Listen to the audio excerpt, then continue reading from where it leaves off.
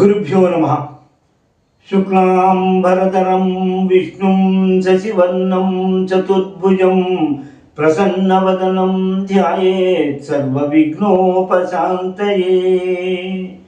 గురుర్బ్రహ్మా గురుర్విష్ణు గురుర్దేవో మహేశ్వరః గురు సాక్షాత్ పరబ్రహ్మ తస్మై శ్రీ గురవే నమః. వామదేవం మహాదేవం లోకనాథం జగద్గురుం దేవదేవం జగన్నాథమదేవేశం వృషభధ్వజం నమామి. వాగర్ధావివ సంపృక్తౌ వాగర్ధ ప్రతిపత్తయే జగతః పితరౌ వందే పార్వతీ పరమేశ్వరౌ. వందే పార్వతీ పరమేశ్వరౌ.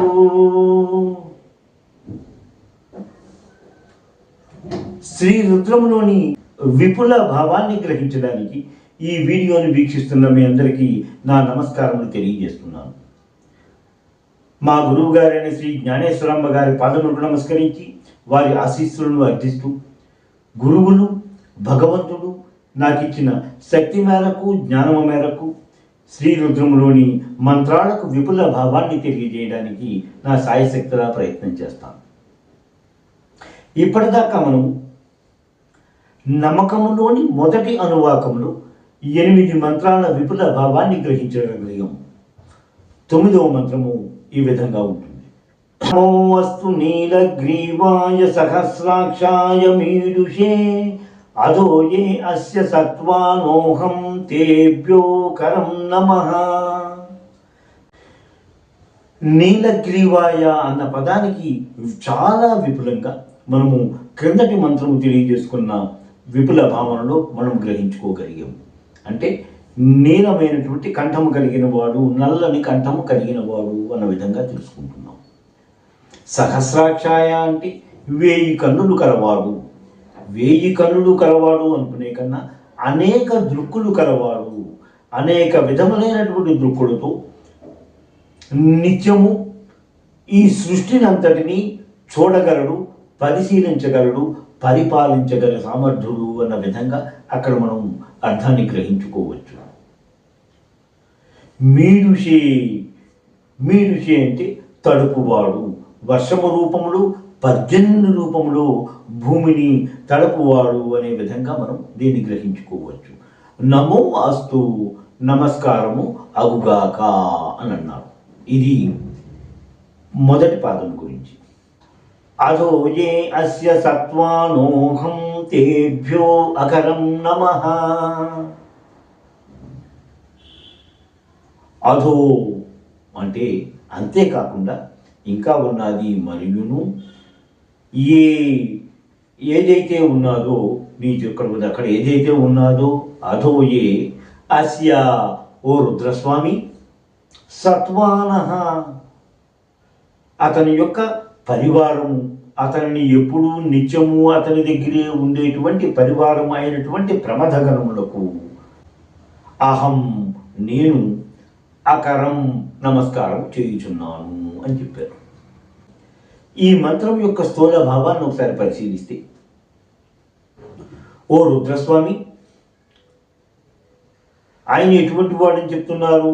నీలకంఠము కలిగినటువంటి వాడు, అనేకమైన దృక్కులు కలిగినటువంటి వాడు, పర్జన్యుడై వర్ష రూపంలో భూమిని తడుపువాడు అయినటువంటి అతనికిని అతని పరివారమైనటువంటి ప్రమథగణములకు నేను నమస్కరిస్తున్నాను అన్నది ఈ మంత్రభావము.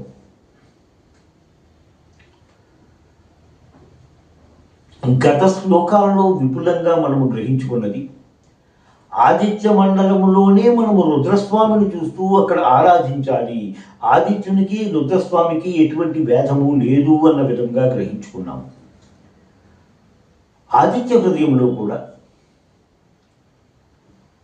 పాయత్యేష తపత్యేష వశత్యేష గవస్తిభి అని చెప్తారు.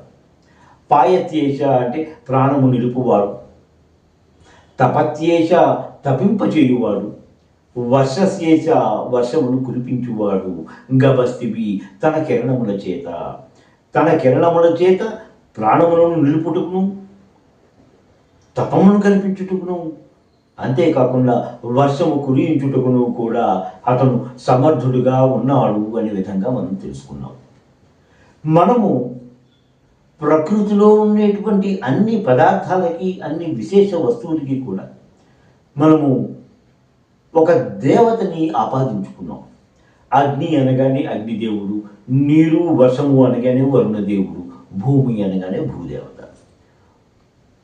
ఇలాగా ప్రతిదానికి ఒక భగవంతుడి స్వరూపాన్ని మనం కల్పించుకుంటూ ఈ భగవత్ స్వరూపాలు అన్నిటికీ మీద ఉన్నవాడు రుద్రస్వామి. ఈ స్వరూపాలు అన్నిటినీ అతను గమనిస్తూ అతను వారిని అందరినీ పరిపాలిస్తూ ఉండేవాడు రుద్రస్వామి అని మనం తెలియజేసుకుంటున్నాం. సహస్రాక్ష సహస్రపాతని మనం నిత్యము చదువుకుంటూనే ఉంటాం కదా. ఆ విధంగానే అక్కడ సహస్రాక్ష సహస్రపాత్ అంటే పరబ్రహ్మ స్వరూపాన్ని, బ్రహ్మము గురించి తెలియజేసుకుంటూ మనము అక్కడ ఆరాధిస్తున్నట్టుగా ఇక్కడ కూడా మనము రుద్రస్వామిని పరబ్రహ్మ స్వరూపముగా ఆరాధించినట్టుగా, ఆ విరాట్ స్వరూపాన్ని ఆరాధిస్తున్నట్టుగా మనము గ్రహించుకుంటూ ఉండాలి. ఈ మంత్రము ద్వారా నీలకంఠుడైనటువంటి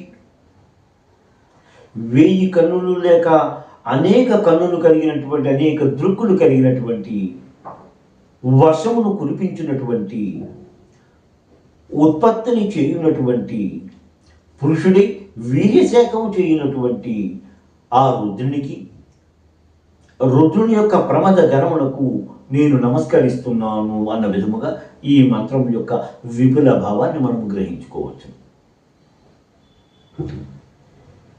ఈ మంత్రోపాసన వలన సర్వార్థ సిద్ధి, సుపుత్ర సంతాన ప్రాప్తి అనేటువంటివి జరుగుతాయి అని గ్రంథాల్లో కనిపిస్తూ ఉంటుంది. మిగతా మంత్రముల విపుల భావాన్ని నా తర్వాతి వీడియోలో మీరు గ్రహించవచ్చు. శ్రీమాత్రే నమః. ఓం నమః శివాయ. స్వస్తి. ఎంతో అధ్యయనం చేసి మీకు అందిస్తున్న ఈ వీడియోలను ఆదరిస్తారని భావిస్తున్నాము. మా ఈ ఛానల్ని సబ్స్క్రైబ్ చేసి ఈ వీడియోలని లైక్ చేయండి ప్లీజ్.